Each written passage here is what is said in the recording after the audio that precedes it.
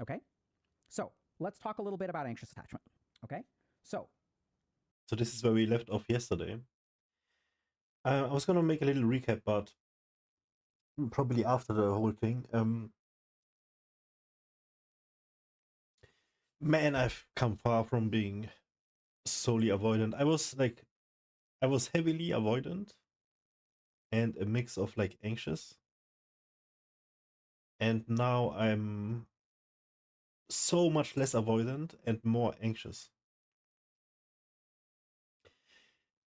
I think because I beat the avoidant attachment with trying to be secure and whatever I believe secure is.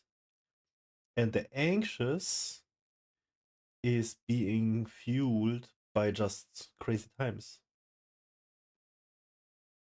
This is nothing that happened like, oh, less avoidant, now more anxious. No, the anxious kind of crept up and is now in full force. Because you just know anymore and you can't trust anybody. Especially via the internet, right? So anxious is like another, like a new fear that I have. But I think I can beat anxious really fast. It depends on my partner. If I figure them out fast enough, if I can trust them, that is the biggest thing, right? Then it would be K.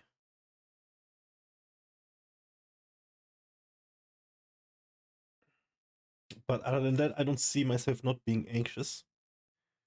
Just because, like, WTF life. What? But I've come a way, way, way long way from being avoidant as I was before. Oh my god. Oh my god. It says in the book of life that you can never be like changed. You are what you are. And whatever you are at the moment that you realize what you are, that's who you are. But you can like learn to manage it better. And I guess that's what I'm doing better now. Like the last relationship I really wanted to commit to, there was a point where I was like, am I doing this or not? And if you're really in love, it's like no problem. You go all in. There's like no question, you know? And still, there was like a little moment where I had to think. Because I'm not going for any little romance anymore, right? I want to be like settling down and marry. I don't think I'm gonna marry, dude. It's just too expensive. Honestly.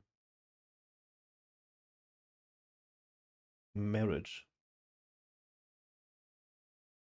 But I do want to marry, I guess, eventually, once I have the monies and stuff. But you know what I mean? It's like, it's way too expensive. And the rings, oh my god.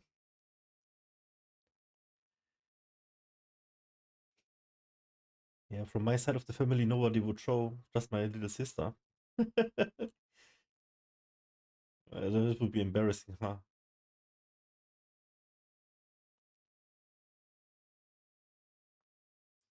I don't think marriage has the same value anymore, anyways, nowadays. But for me, it does because it is like a statement for the whole world to see. I like that. Still, I don't think it's gonna be as important moving forward in time. Boomers are about to die out. Old values are getting more and more forgotten. With every new day, we become new, and the old is gone. It's gonna take a little while, but within the next 5-10 years, everything is gonna be upside down.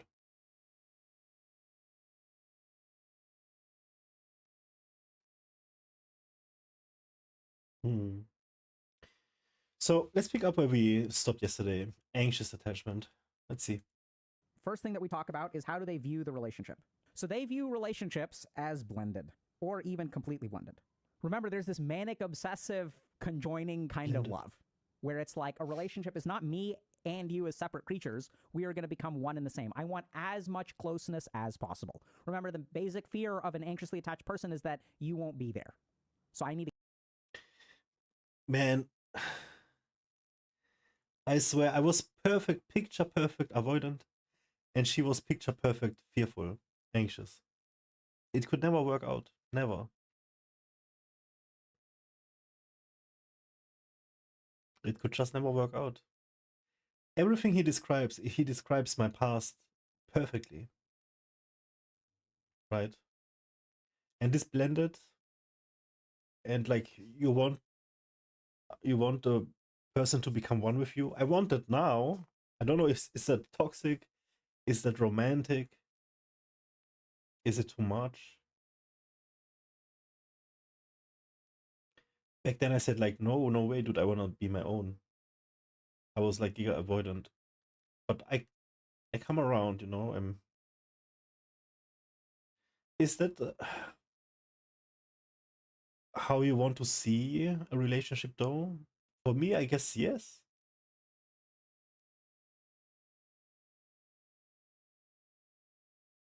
You become one, you tell the person everything, you know everything about them. Who else? It's probably too much for nowadays. And what people expect in a relationship. This is probably one of the things that's dying out. Let's see. To keep you close. So their kind of goal, so they desire a lot of closeness. And desiring closeness, what we're talking about is physical closeness, blended lives. It's not your friends and my friends, it's our friends, our BFFs. Your sister is now my sister. We're sisters too. I don't mind right? that. Oh my God. I don't like it. It's not that I don't like it. Now, sometimes what this can result in is a I actually loss can of like identity. it. And y'all may have been this way before, or you may have dated someone this way who's Loss like, of identity. will like lose their identity with you. And sometimes when you date an anxiously attached person, at the very beginning, you feel like you found the perfect person. You're like, they like all the things I like, you know? Oh, I like this particular sexual position. They like that particular sexual position. I kind of hinted that I wanted to have sex, and they were like, yeah, let's do it. They seem so, they're into the same beers that I like. They like the same video games that I like. They like everything that I like. They're so nice. They're so supportive. They lost themselves in you. They never seem unhappy, okay? Now, why is this? It's because they're afraid of losing you. So what they're going to do is sometimes they lose their very sense of identity because they want to make you happy. So they view... I don't know, like, is this considered a bad thing? You're not changing yourself from the foundation. You just like whatever the other person likes. To make them happy, why not? It's a good thing, no? You're not lying. It would be different if you lie, if you don't feel like doing stuff, but you do it. You know, it's like, that's a difference. View relationships as something that is fragile and could fall apart unless I act in the right way. So people who are anxiously attached tend to be very insecure in their relationship. They feel like unless I do this right, and this may resonate with you, unless I do this perfectly, this person will leave me. I'm not worth dating. But moreover for the fact that I just didn't know what the other person is gonna do. And I really wanted to hang on to it because, man, I was looking for her for so long. For so long. This is like in the movies, dude. And then I find her and then this happens. I cannot believe it. It's impossible actually to think what I've been through, man.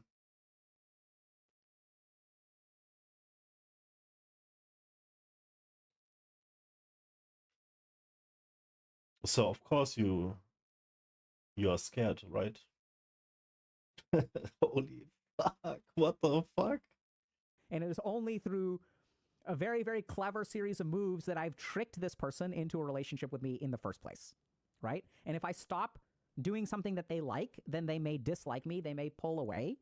And as they pull away, it will activate my attachment system, and then my attachment system will try to rope them back in, and we'll talk about how they do that. Okay, but that's not a good foundation anyways. I also, from my side, I would never be with somebody who I feel it's not gonna work out, where I have to like walk on, how is it called? We have to be like very cautious with everything, because if you can't be yourself, then it's not gonna work. I get that.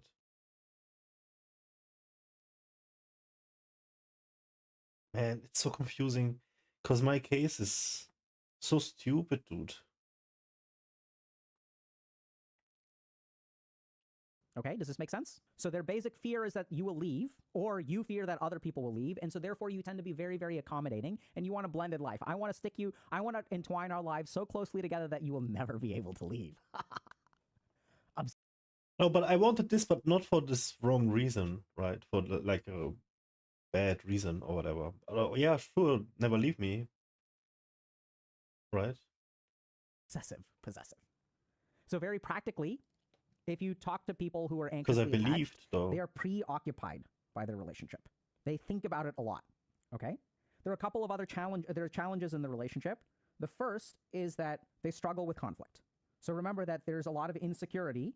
And so, like, if I tell you that I'm unhappy with you, you could leave. So what I'm going to do is just not tell you that I'm unhappy with you. See, there is the difference, because I did always tell what's on my mind and stuff. I think just the last relationship, I was like heavily anxious, but I feel like for the right reasons and with the best intentions, secure intentions as well. Yeah, I don't think I did anything wrong, honestly. I did, however, express the way he's saying it to be in a possessive kind of way.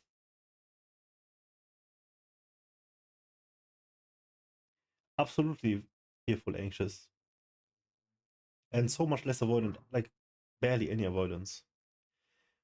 And I always manned up and tried to like resolve the conflict and everything. I was trying to build something, you know. So they avoid conflict in some ways, but they also create it in other ways. We'll talk about that. Okay? Mm-hmm. Sometimes they'll this is what's really interesting. They'll also express a lot of insecurity. Okay? So part of this is like, it's kind of tricky, but like y'all may have done this yourself, or you may have noticed other people doing this.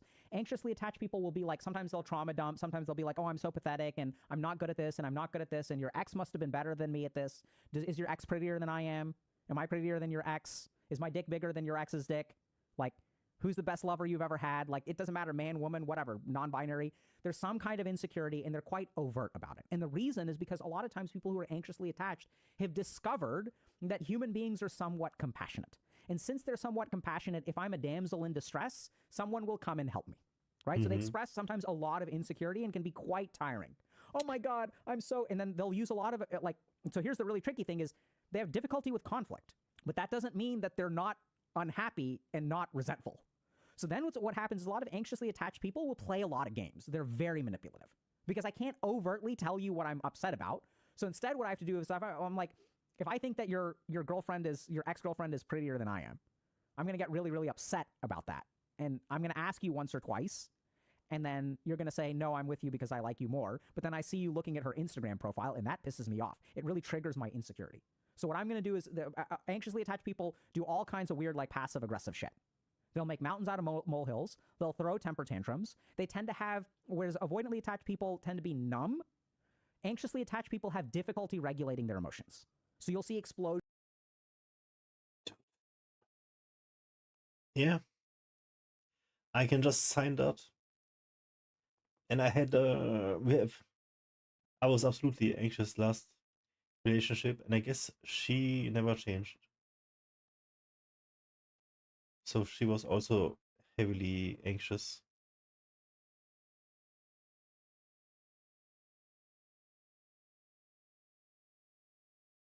All these games, man. Back then, I would be so mad at people being dependent and, you know, going for the compassion card and stuff. Whenever I would realize somebody do that,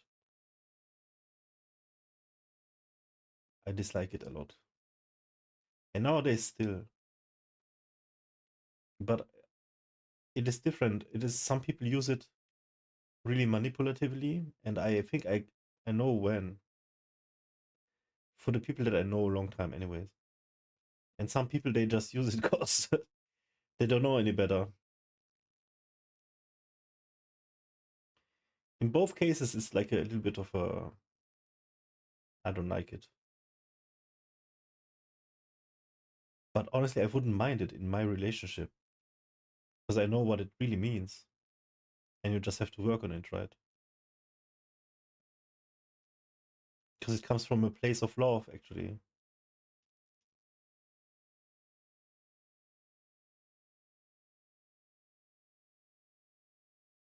I'm talking about a situation within a relationship now. If she goes like, you know, doing certain comments and stuff. But all of this Instagram shit, whatever, you know. Still, it's a real thing. Explosions of emotion. And remember, why is that? That's because when they were kids, they had to amplify the signals of distress in order to get their needs met. So this human has learned a strategy, which is when I'm upset, let me throw shit around, and so that way people will come and they just want me to calm down. They'll do whatever they need to get me to calm the fuck down. Fantastic. So I'm going to throw temper tantrums.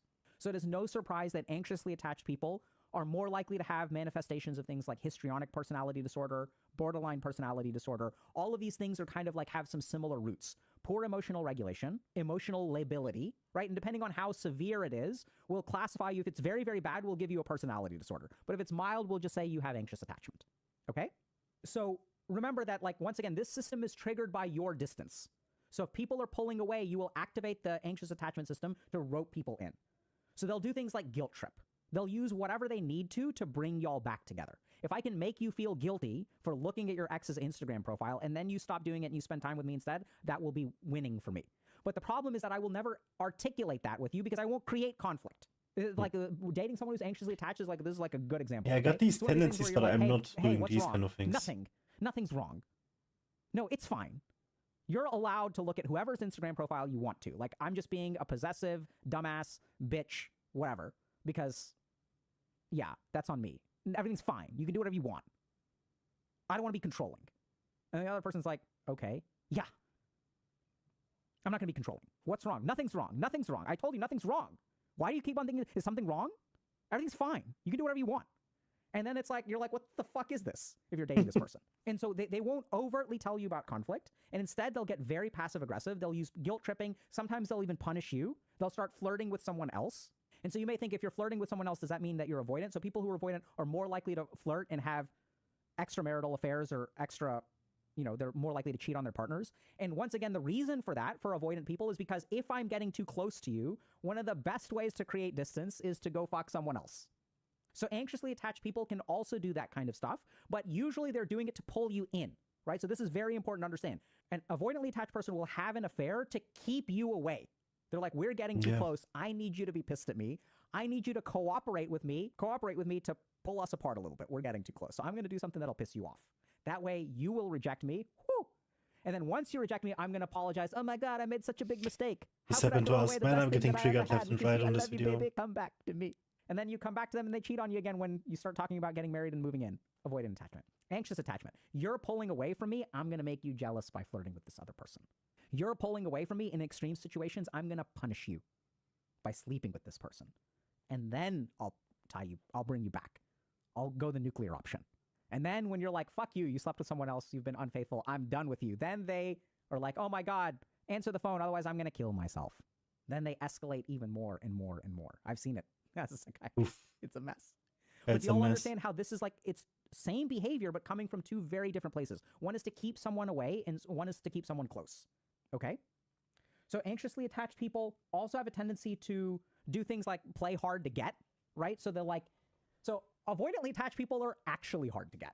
It's hard to actually nab them down. Anxiously attached people play hard to get. They're like, no, I won't go out with you. Ask me again. No, ask me again. No. No, I would never go. Ask me again. Why are you dating that other person? Oh my God, why are you flirting with her? Why are you flirting with him? No, like we're just BFFs. No, ask me again. Wouldn't it be funny if we went to a desert island together and got drunk and had sex? Wouldn't that be hilarious?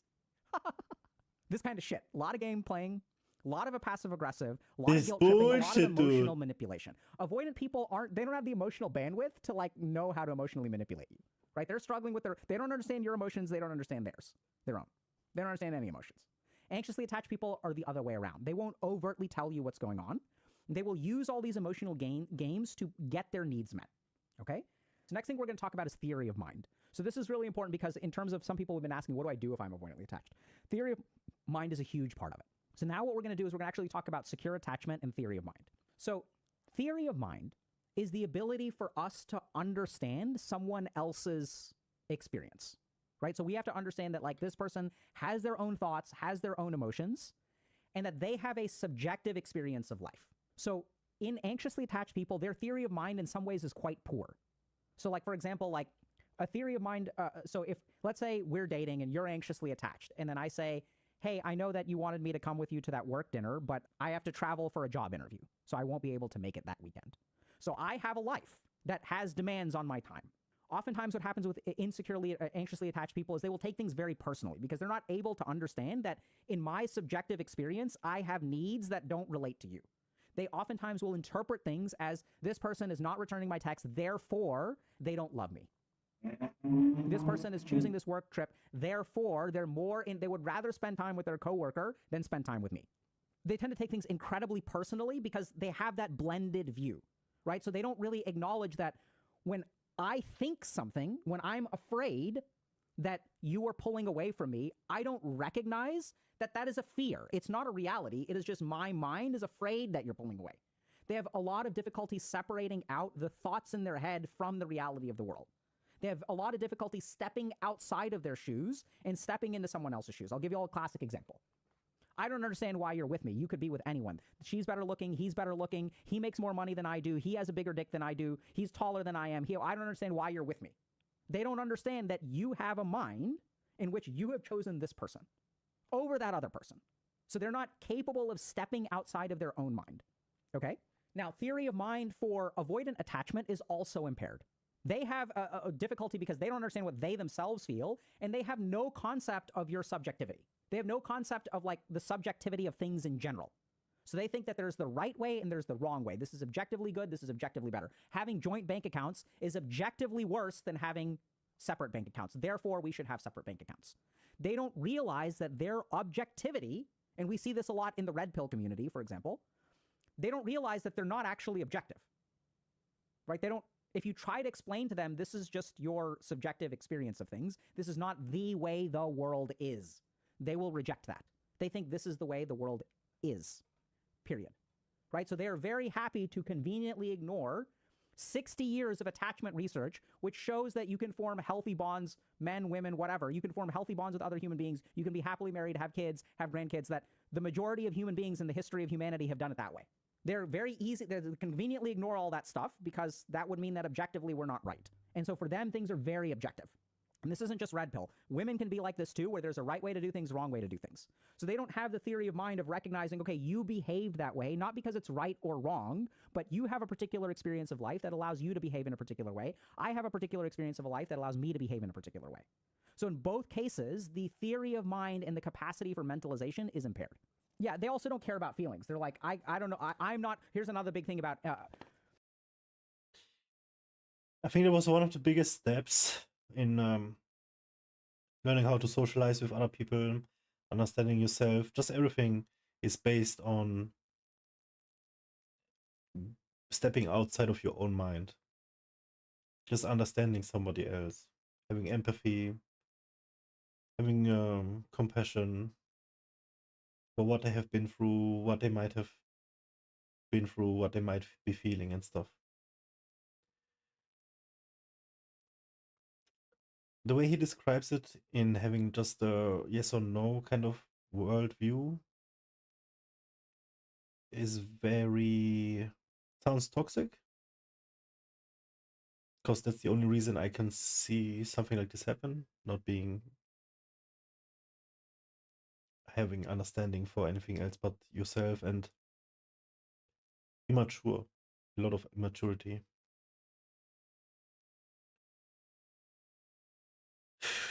This clip is getting me very triggered. I'm just thinking about my past and how shit went down, and I just have so many questions that I'm probably never gonna get the answer for, and that makes me even more mad.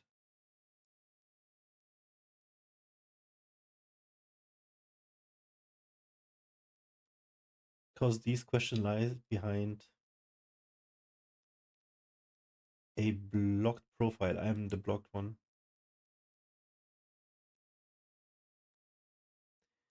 Guys, if you're blocking somebody, think again. It's the worst pain you can inflict, I swear to God. Just don't block people. Disagree with them, but then say nope and move on, but don't block them. It's the worst, I swear. Because you take away the ability for them to see what they did wrong and to work on themselves. You take away everything. Man, especially when you're in a relationship like this, and if the situation is just remotely as mine was, she took a part of me, and I'm not getting it back.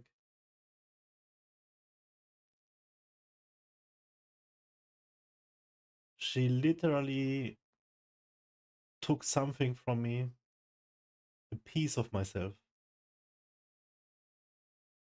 and just eat, and I don't know what's happening.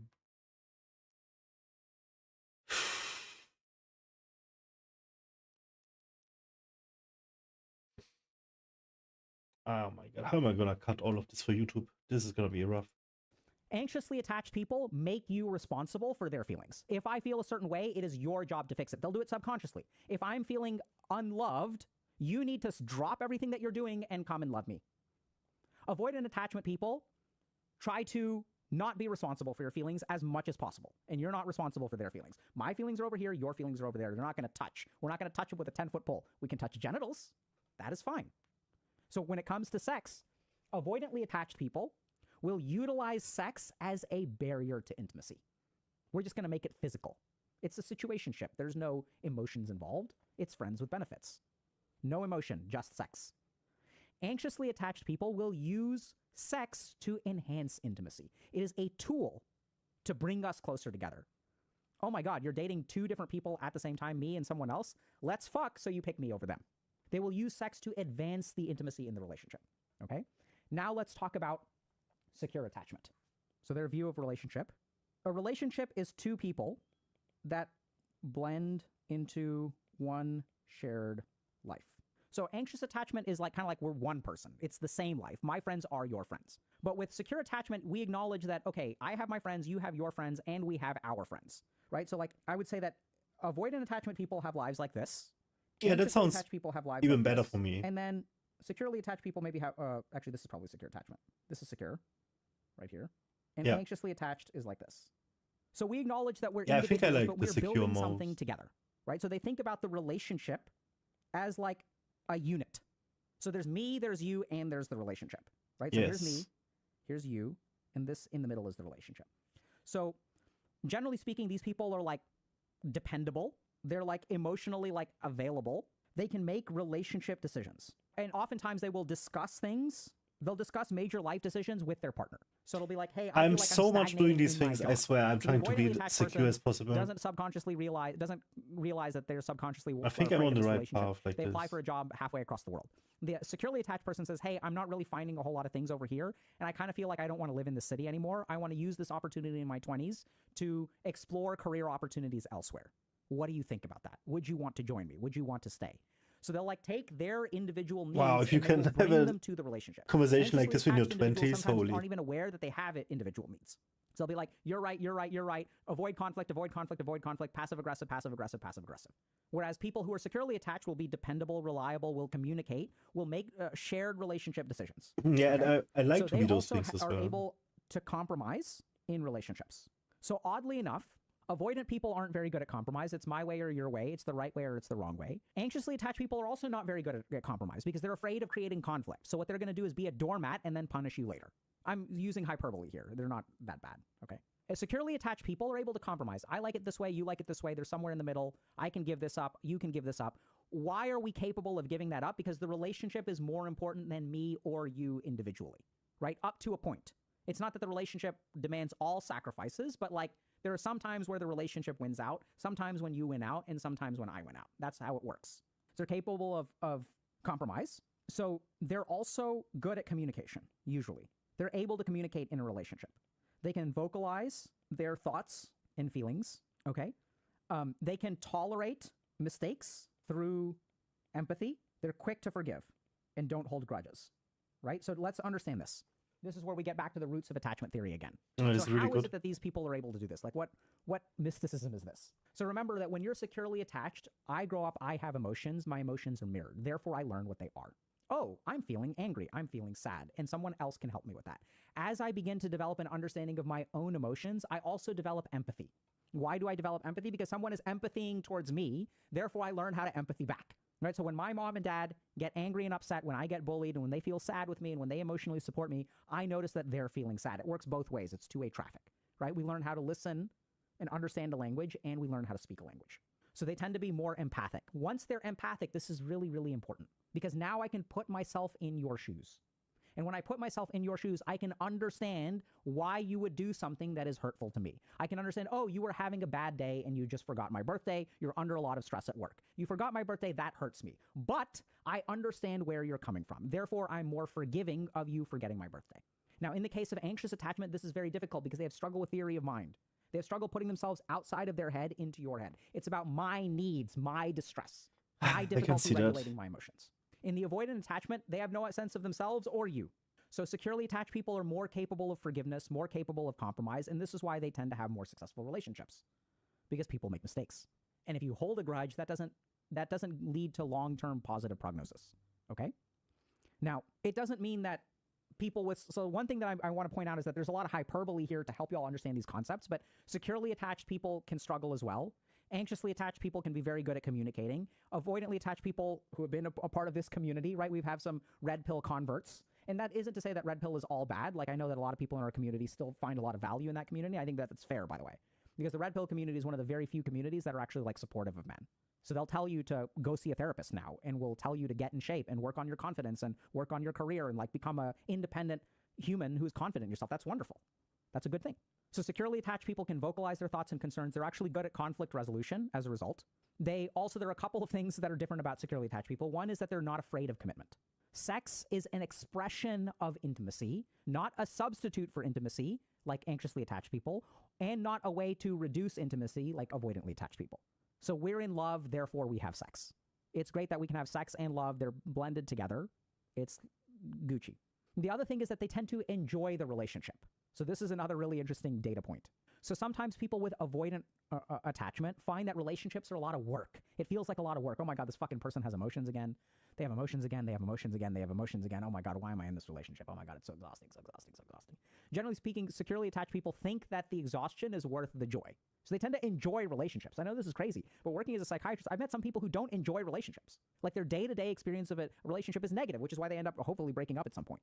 They tend to be comfortable with blending their lives, right? So you can come to my work event. I'm happy to come to your work event. I'm happy to meet your family. You can meet my family. When maybe it's time to buy a house together. Maybe it's not. Maybe it's time to get married. Maybe it's time to have kids. They're okay blending their lives, but they don't have to lose their life for the sake of the other person. As we mentioned before, there tends to have eros love, which is passionate, as well as agape love, which is sacrificial. Okay? So this is what secure attachment looks like. Now, y'all probably are wondering, what do we do about this? How do we fix this? So the first thing that we're going to do is we're going to go through a couple of cases, like really simple things, just to illustrate this. So let's say moving in together. So anxiously attached people tend to really want to move in super fast, right? Anything to advance the relationship, anything to bind us together. Avoidant attachment people resist moving in because this means I lose my space. I'm someone who needs my space. I don't want to lose my space. Securely attached people are ready to move in when they're ready to move in. Maybe a year from now, maybe 2 years from now. Hey, we've been doing this for a little while. I'm comfortable with advancing things to the next level. Another example that we talked a lot about, work. So some people prefer to keep work very separate from their personal relationship. I don't want you to meet my work friends. I don't want to bring you to a work party. And then you can be like, why? What's wrong? Are you embarrassed to be? No, it's just I like work over there, relationship over here, separation. Other people, why don't you bring me to the work events? I'm going to apply. Oh my God. I've worked with people like this, where one partner gets hired somewhere, their spouse applies for a job there. They're a package deal. Can cause real problems in companies and in relationships. It's not necessarily a bad thing. There are ways to make it work, but blended lives, not your life and my life. Why don't you take me to the work thing? Why don't you come to my work thing? I want to come to your work thing. I want to meet your parents. I want them to adopt me. Blended, way blended. Fused is a better word for anxious attachment. Another really good example, right? So the bank accounts, work stuff, chores, and laundry. So little subtle things. You do your laundry, I'm going to do my laundry. We don't need to mix our laundry, right? Avoidantly attached. It's too much blending of stuff. It doesn't need to be done together. You stay over there. I stay over here. We have sex at this interval. We do this thing. I pay this time. You pay that time. Separate. Anxiously attached people. Let's do all of our laundry together all the time. Securely attached people. Hey, if we're like living together, let's do our whites together. I don't know what to do with your fucking delicates, so you wash that stuff. And you don't want to wash your delicates with my dirty gym clothes, so I'm going to do my own gym laundry. You're going to wash your delicates, and then for the whites and the towels and all the other stuff, we can wash it together. Blended lives. Okay, so these are just a couple of examples. That makes sense? So secure attachment, anxious attachment, avoidant attachment. Now we have to talk about a couple of things. So now we're going to talk about dating specifically as all three and then what to do. So the first thing is we're going to talk about the anxious attachment, avoidant attachment pairing. Okay? So if you are anxiously attached, the worst person for you to date is someone who is avoidantly attached, which is ironic because there's a very good chance that you will end up dating an avoidantly attached person. So even though it is the worst person for you to date, it is sometimes the thing that you are the most attracted to. And I don't mean like physically attracted to. I mean, what is the most, literally it's attraction, not like in a good way. You're just drawn to avoidantly attached people. So there are a couple reasons for this. The first is that there's this idea that the good ones are taken, and that's not false. It doesn't mean that you can't find someone at whatever age who's a good one, quote unquote. It's not like there are good ones and bad ones out there. But what we tend to see is that if you're securely attached and you form a bond, you're comfortable advancing the relationship. So like two securely attached people who get together may end up, their likelihood of getting married is way higher than like one avoidant person or two avoidant people or two anxious people. Maybe two anxious people will work out, who knows. So like securely attached people don't rotate through the dating pool. Avoidantly attached people are very good at rotating through the dating pool, right? Because they don't form bonds. It's situationships. I'm dating you and I'm dating someone else. So securely attached people, I'm only dating one person at a time. Avoidantly attached people, I'm dating three people at a time. 20% to 25% of people are avoidant. 50% of people are secure, which means that still, if you look at the odds, the chances that you'll run into someone who's avoidant may be higher than for you to date someone who's secure. So we see this statistically. Very high likelihood that you'll end up dating someone who's avoidant because they're dating around. It's ludus, it's fun, it's playful. No commitment. I'm out there today. Now, there's a lot of problems with anxious and avoidant attachment dating. The first is that anxious people are insecure, and avoidant people don't have the emotional bandwidth to soothe that insecurity, right? It's like it's a match made in hell. You need more emotional support to calm the fuck down, but I don't want to give it because that brings us too close. So now we run into a real challenge, okay? And hopefully y'all can predict this. So this is exactly what happened. This is exactly what happened to. And then I tried to turn it around, trying to give her everything, and then that didn't work out. Anxious attachment system, remember, you're pulling away. That activates my attachment system. Oh my God, this person is pulling away. Pull them back in. Passive aggressive. I think I became anxious and she became avoidant. Together. The avoidant person is like, oh my God, we're getting too close together. This is danger, danger, danger, danger, warning. We're too close, let's pull away. So the avoidant person is always running away and the anxious person is always chasing them. Neither of them are actually happy with this because this person won't give me fucking distance. And this person keeps running away. It is a match made in hell. Y'all understand this? So anxiously attached people are insecure. Avoidant attached people are very bad at soothing people, okay? So anxiously attached people, they also like feed on each other's preconceptions of what relationships are. So like, as an anxious person, I feel unworthy and avoidant doesn't care about me, which actually is true. I'm like, oh my God, like this person doesn't care about me. And they don't care about you. So it's like, you're right. It actually feeds into your preconceptions. And then the avoidant person is like, oh my God, relationships are so exhausting. I don't want to get close to people because I have to deal with their fucking emotions. And this anxiously attached person is so emotionally dysregulated. Oh my God, relationships are such a waste of time. So I have to keep them at arm's distance because if I let this crazy person, if I move in with this crazy person, it is GG. And so then I tell them, yeah, I'm not ready to move in yet. Because if I tell them I don't want to move in, they're going to have a temper tantrum, they're going to explode and all this kind of crap. So I'm not going to say I don't want to move in. I'm going to say I'm not ready yet. I need some space. And the anxiously attached person is like, okay, fine. Are you ready yet? Are you ready yet? How about now? How about now? How about now? How about now? And the avoidant person is like, this is driving me crazy. I don't ever want to move in if you're this persistent. It's like a match made in hell. So one wants intimacy, the other wants space. The anxiously attached person is also more likely to ignore positive things and reassuring things and focus on the negative, right? So we didn't say this explicitly, but this is something that we know. So we know, for example, people with BPD, when they look at a facial expression, they can detect negativity in a facial expression, even when the facial expression is 75% positive. So if I'm smiling at you, and then I get mad. If you literally if you take that 1 second clip and you make 100 stills of it, still number 1 is smiling, still number 100 is angry. And if you look at the transition where there's a point where my face is half happy and half angry. So people who have anxious attachment are capable of detecting minor amounts of emotional unhappiness. And then the problem is that avoidantly attached people send mixed signals. Because I still crave this fundamental human connection. I can't be alone. I can't truly be alone. We're not designed like that. So I crave the connection and I pull you in and I push you away. Mixed signals. That wreaks havoc on the anxiously attached person. Neither people are good at articulating. So in the case of anxiously attached people, we see situations where they can't articulate what their actual emotional needs are, so they play all these games. And similarly, the avoidantly attached person is numb. So they don't even know what they're feeling, right? So one party requires a lot of reassurance and verbal support, and the other person wants a lot of distance, and you handle your emotions over there. I'm going to handle my emotions over here. We don't need to talk. You just go see your therapist. I'll go see my therapist, and that's enough. The last thing is that remember that sometimes avoidantly attached people look for the perfect partner because they have this idea that if I find the perfect partner, then I will feel safe. And if I feel safe, then my relationship will be good and everything will be Gucci. I'm looking for the perfect partner and you aren't it, which feeds into the anxious person's insecurity. It is a match made in hell. Okay? So the irony is that oftentimes the anxiously attached people and avoidantly attached people end up together all the time. And the reason is somewhat, we mentioned one reason, but there's another reason, which is that oftentimes when you're avoidantly attached, if you date someone who's securely attached, they just don't put up with your bullshit for too long. They're like, I've waited a year for us to advance this relationship. It's not going anywhere, so I'm going to break up with you, and I'm going to end up with someone who I'm going to try to find someone, because they have confidence in themselves, right? They believe there are other fish in the sea. And they're like, look, there's some shit that you need to work out, which, like, I understand you're looking for perfection. I am what I am. Either it's good enough or not good enough. I tried making a change. It seems to not be enough for you. You always find some fault with me. I don't know what the fuck is going on. I'm done. Anxiously attached people, same thing can happen, where you're like, look, I've demonstrated to you that I'm with you because I want to be with you. I don't want to be with my ex. That's why I broke up with them. That's why I'm dating you. But at some point, you got to calm the fuck down. So in both cases, sometimes securely attached people don't tolerate their crap. The flip side of it is that both people will be very successful if they date a securely attached person, because the securely attached person can tolerate their BS the best. They can provide the most emotional reassurance so that they can calm someone down if they're anxiously attached. They're also good enough at conflict resolution, forgiveness, and being able to hold the space where they can help an avoidant person connect with their feelings. So if you really look at it, like, one of the best things that you can do is basically date a securely attached person. And, like, I wish I could say that wasn't the case, but that's just what the data shows. So we know that dating a securely attached person over time will, generally speaking, heal your attachment style.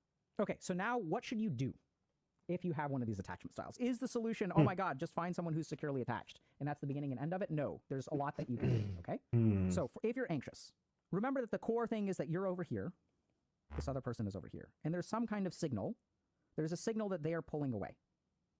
This signal then triggers attachment behaviors to rope them back in, right? So that's going to bring them back this way.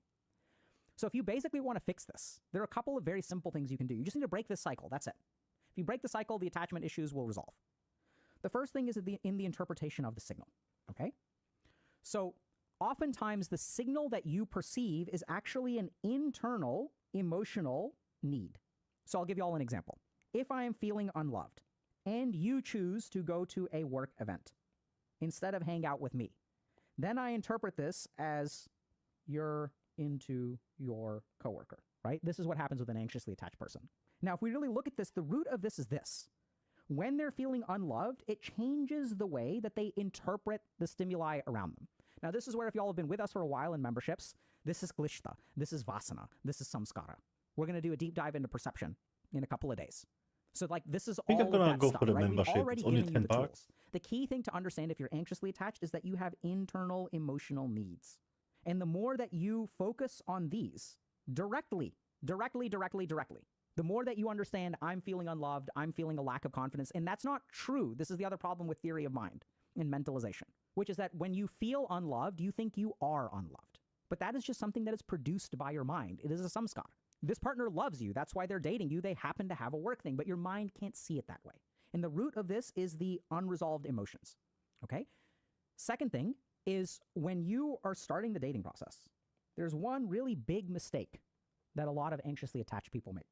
Their mind defaults to, can I make this person happy? Can I like their favorite things? Can I be nicer? Can I do this? Can I have sex more? Can I do it the way that they like it? Can I cook their favorite food? Can I make them happy? So the big irony of anxiously attached people is they're so preoccupied with keeping this person near them that they don't even think about their emotional needs. So what you really need to do is, will this person be able to satisfy my needs? This is the question you should ask yourself, right? What are your emotional needs and can this person handle them? Because oftentimes what happens, if you look at this question early on in a relationship and you're dating someone who's avoidantly attached, the answer is going to be no, but you'll still chase after them anyway. Wastes your time and wastes theirs, right? There's some amount of like growth in a relationship and stuff like that. And I'm not saying that anxious and avoidant relationships can't work out. They can. Absolutely. I've seen it happen.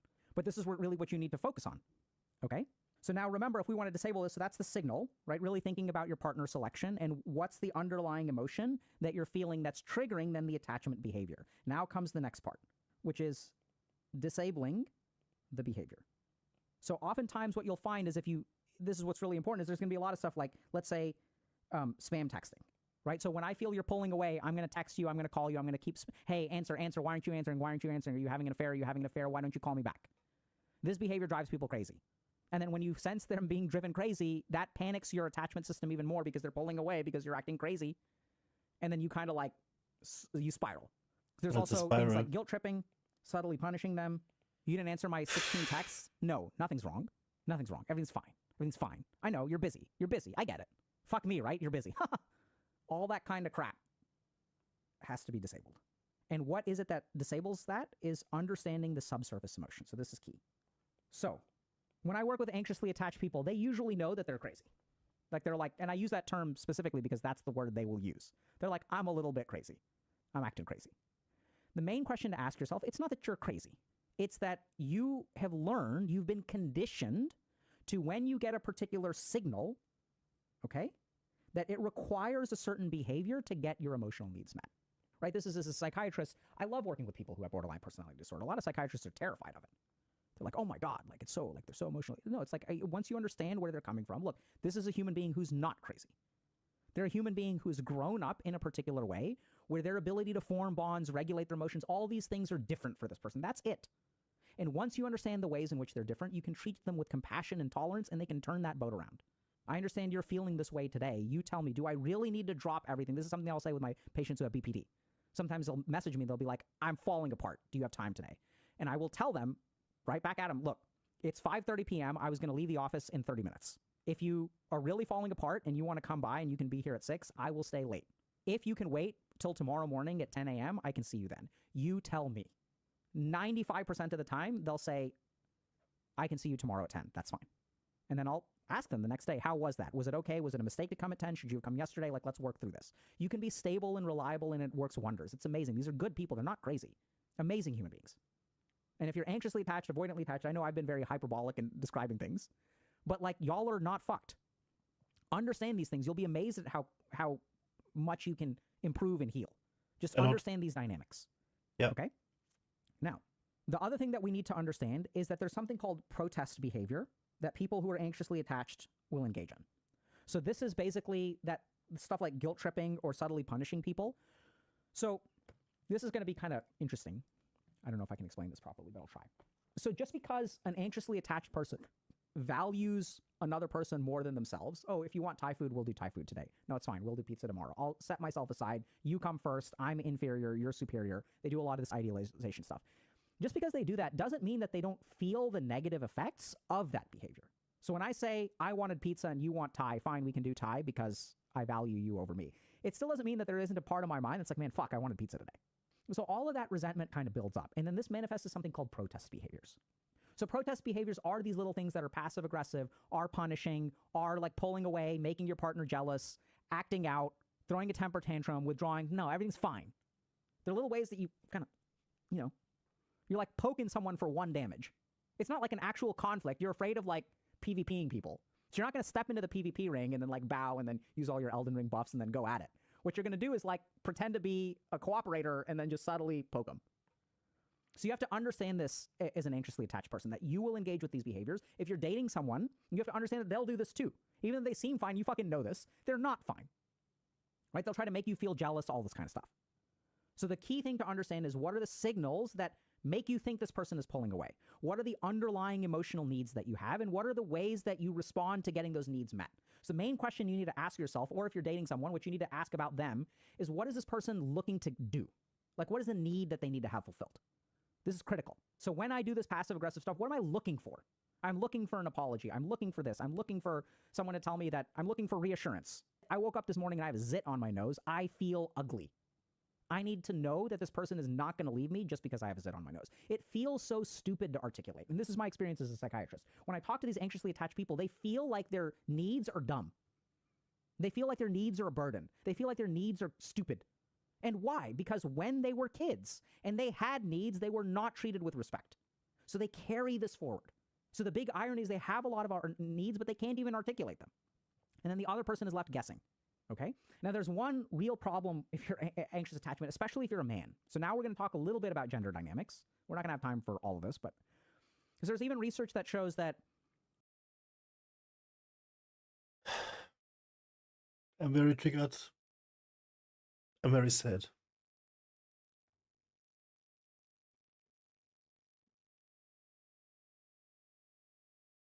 What it basically means is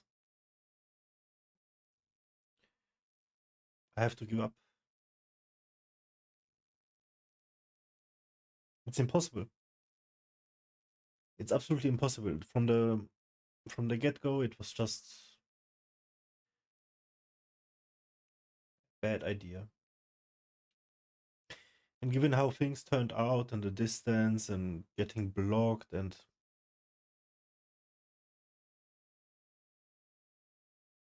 if you are on the side who wants to make things right, what are you gonna do? It is hopeless.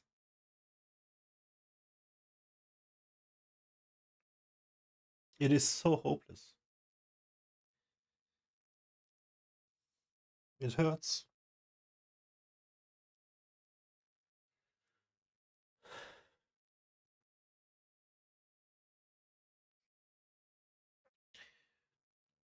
You wish they had more empathy.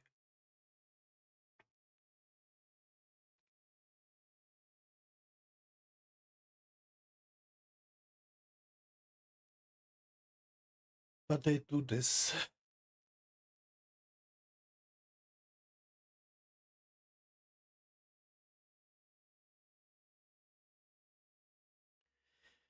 We're gonna watch the rest next time.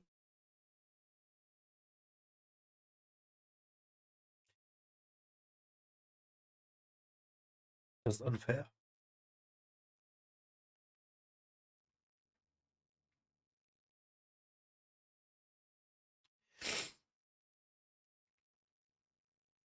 It's just unfair, dude.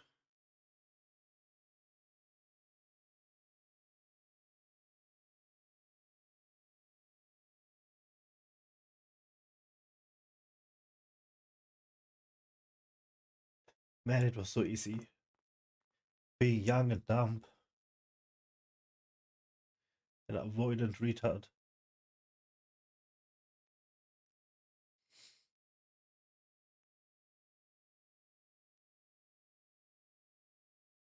And now it's too late.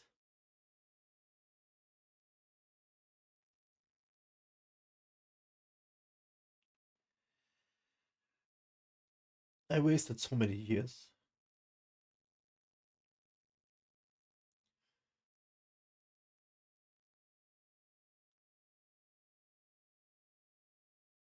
But I didn't know better. I just did not know better.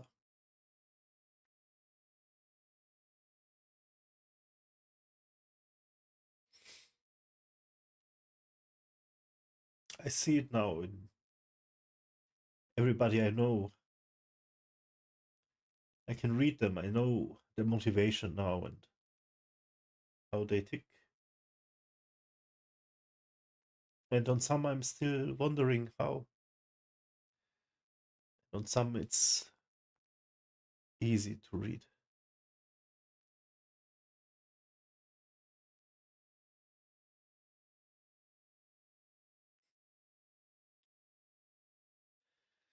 But you can go through life not knowing any of this ever and always be confused. This is not a recipe for right and wrong and what to do, how to do it.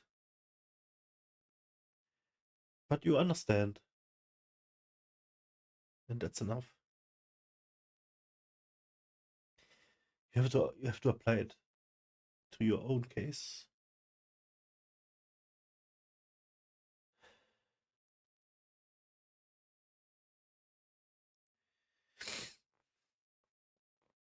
Just unfair. Everything is unfair. What parents you get is unfair. What friends you get is unfair.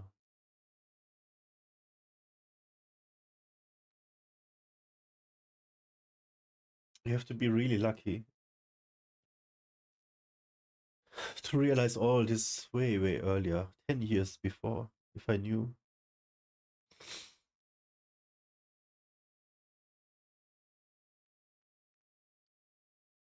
But once you do, there's no going back.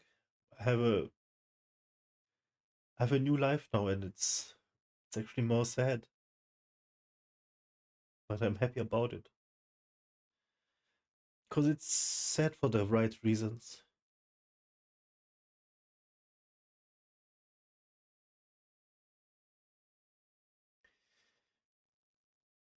But I'm a complete new me. If I think about any relationship I had, all of the relationships I had, all of them, that was not me. Not one I am now.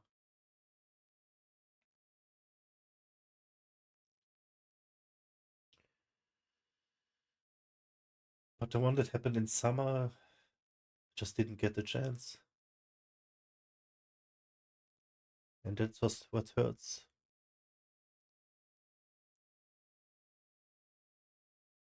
I was not good enough to be given a chance.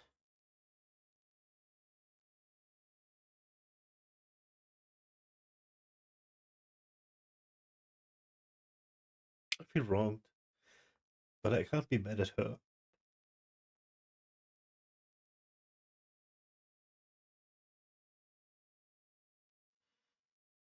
Because I hurt her first.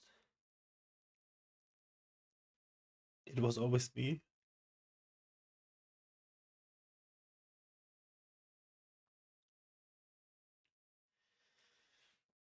Just coming back now. They call it karma.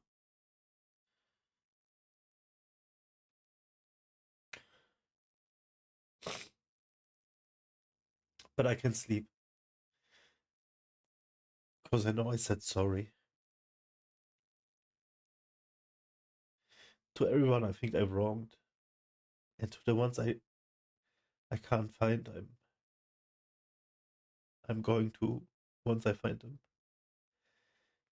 There's not even a handful left. But they are out there. These people. And it was my fault that they felt bad.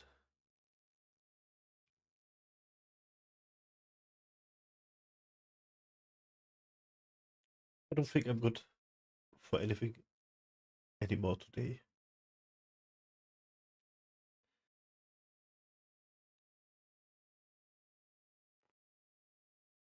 This was too much.